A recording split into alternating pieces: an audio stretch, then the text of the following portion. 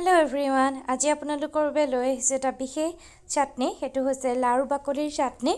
আপোনালোকে বাৰু খাই পাইছেনে লাউৰ বাকলিৰ চাটনি নিশ্চয় চাগৈ খাই পোৱা নাই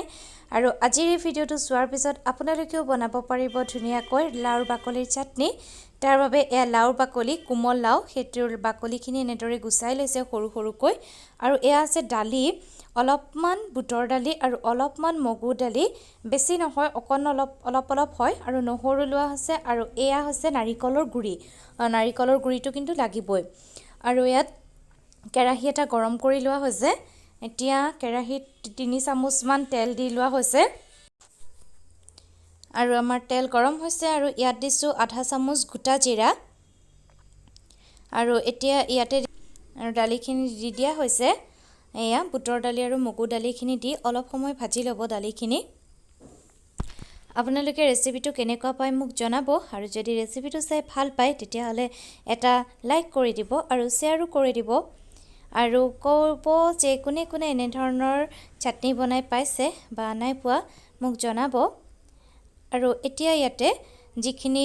লাউৰ বাকলি আছিল সেই লাউ বাকলিখিনি আৰু নহৰুখিনি দি দিম ইয়াত মই 7-8 ফুটামান নহৰু লোৱা হৈছে আৰু এই বস্তু আটাইখিনি ভাজি লম এখিনি ঘৰতে থকা বস্তুৱে হয় সহজতে পাব পাৰি আৰু বনাবও পাৰি এইখিনি চাওক এয়া আৰু এয়া আছে তেতেলি আমি তেতেলিও দিম যেহেতু চাটনিটো অকমান টেঙা হলে ভাল লাগিব হেবাবে আৰু এইখিনি অলপ সময় ভাজি লম বেছি ভাজিব নালাগে 2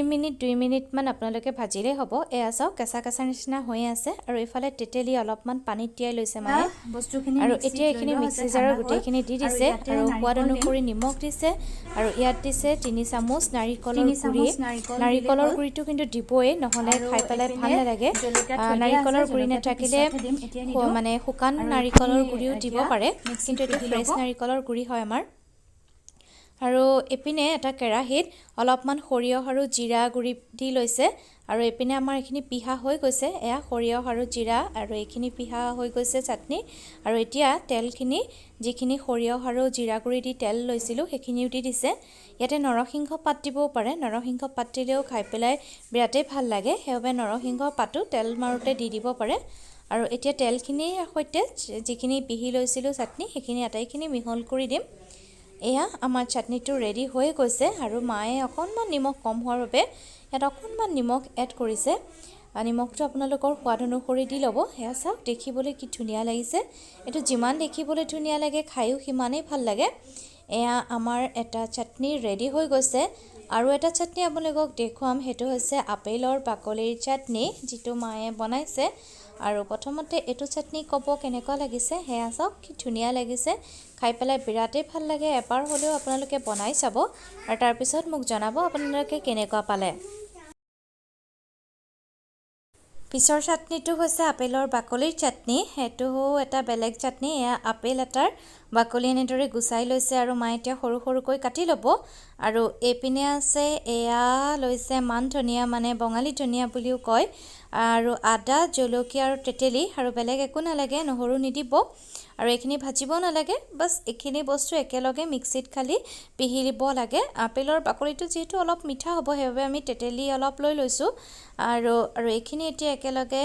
মিক্সি জাৰত দিলম আৰু পিহিম বেছি কষ্ট নাই আপেলৰ বাকলিৰ চাটনি বনাবলৈ এবাৰ বনাই চাবচোন খাই পেলাই ভাল লাগে কিন্তু জলকীয়া দিব যিহে জলকীয়াটো দিলেহে আপেলৰ চাটনিৰ মানে টেষ্টটো আহে হেবে জলকীয়া দিয়া হৈছে আৰু এই গুটেইখিনি একেলগে মিক্সিত মাৰি ল'ব আৰু বেলেগ একো কৰিব নালাগে আৰু এটো চাটনি আমাৰ ৰেডি হৈ যাব এয়া আমাৰ দুইটা চাটনি এটা হৈছে এটো হৈছে লাউৰ বাকলিৰ চাটনিটো আৰু ইটো হৈছে আপেলৰ চাটনি দেখিয়ে চাগে গম পাইছে এটা আপেলৰ আৰু এটা লাউৰ বাকলি আৰু এটো খাই বিৰাটেই ভাল লাগে এবাৰ হলেও ট্ৰাই কৰিব আপোনালোক